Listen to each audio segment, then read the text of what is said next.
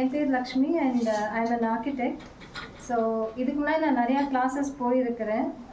Pranic healing, Ayurveda, அந்த மாதிரி நிறைய கிளாஸஸ் அட்டென்ட் பண்ணுவேன். ஸோ அந்த மாதிரி ஒரு க்யூரியாசிட்டியில் தான் வந்தேன். பெருசாக எந்த எதிர்பார்ப்பும் இல்லாமல் வந்தேன். நான் வந்து ஃபஸ்ட்டு டே என்கிட்ட கேள்வி கேட்டது வந்து அக்கா வந்து சாப்பிட்டீங்களான்னு கேட்டாங்க. I think that was the opening.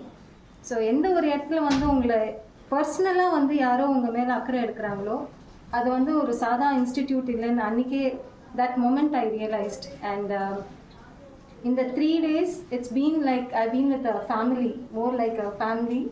And ஆசானோடைய அவருடைய எக்ஸ்பீரியன்ஸை இவ்வளோ சரளமாக நம்ம கூட பகிர்ந்தது வந்து எனக்கு ரொம்ப ஆச்சரியமாக இருந்தது. நான் வந்து I been in academics, proper academics. அங்கேயே யாரும் அவங்களுடைய ஞானத்தை அவங்களுடைய நாலேஜை இப்படி பகிர்ந்துக்க மாட்டாங்க வெளிப்படையாக. ஸோ அதுக்கே வந்து ஐ திங்க் கோடி கோடி நன்றி.